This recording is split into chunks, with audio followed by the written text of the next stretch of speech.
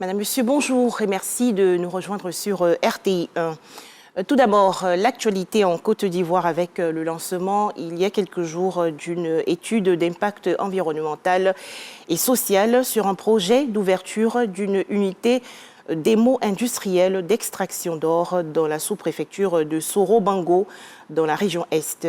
Une initiative du ministère de l'Environnement et du Développement durable.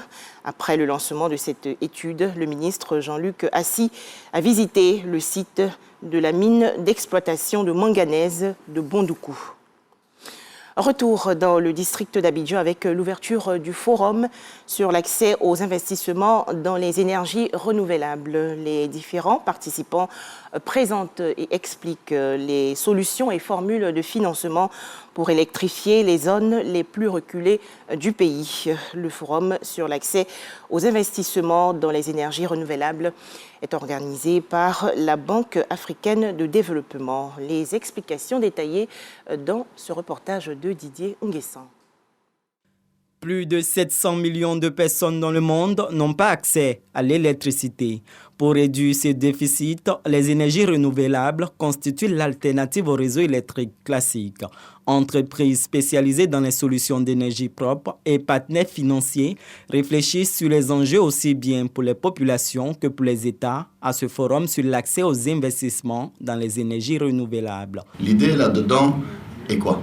C'est de réunir les investissements qu'il faut pour l'accès à l'énergie renouvelable en Côte d'Ivoire, d'abord avant tout, dans la sous-région et pour l'ensemble de l'Afrique et les marchés émergents où c'est quand même encore un sujet, malheureusement aujourd'hui, qu'il y a beaucoup de gens qui n'ont toujours pas l'électricité. Le coût abordable, tel que voulu par l'objectif de développement durable numéro 7, ODD 7, dans l'accès aux services énergétiques, reste une problématique. Côté de la Banque africaine, on peut fournir des garanties, par exemple, pour permettre à ces entreprises ces banques en fait de prêter de l'argent à des entreprises dans le marché. En Côte d'Ivoire, le taux de décès en énergie électrique est estimé selon le ministère de tutelle à 65% pour 85% de taux de couverture et plus de 95% de taux d'accès. Il y a le programme national d'électrification rurale qui permet donc d'électrifier nos localités. Il y a le programme d'extension des réseaux. Mais lui, il est dans l'urbain, dans les villes, mais il prend les périphéries des villes. Il y a le programme électrification hors réseau qui porte sur les zones qui sont très éloignées du réseau interconnecté. Pour ces zones-là, les solutions donc privilégiées, c'est donc le hors réseau. Investir dans les énergies propres, c'est contribuer à l'atteinte d'ici à 2030 de l'ODD 7 ou à défaut à s'en rapprocher. Toujours en Côte d'Ivoire, bientôt un nouveau pont pour Guiglo, ville située dans la région ouest. Cette infrastructure va donc améliorer la sécurité routière et booster les échanges économiques.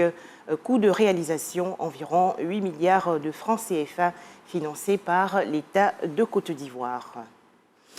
L'Organisation mondiale de la santé a annoncé que 6 nouveaux cas du virus de Marbourg ont été signalés récemment en Guinée équatoriale, ce qui porte le nombre total de cas à 15.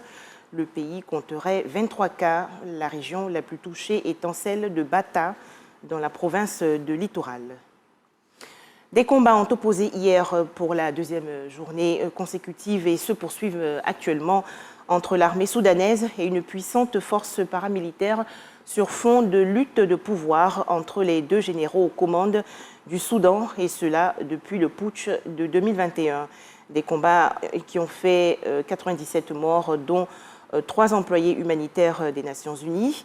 À noter que les présidents du Soudan du Sud, du Kenya et de Djibouti promettent de se rendre au Soudan en vue d'engager un cessez-le-feu. L'actualité en France, pour terminer, le président Emmanuel Macron va s'adresser ce soir à son peuple. Objectif, relancer son quinquennat. Voilà, merci de nous avoir suivis. À 13h, le journal de RTI 1.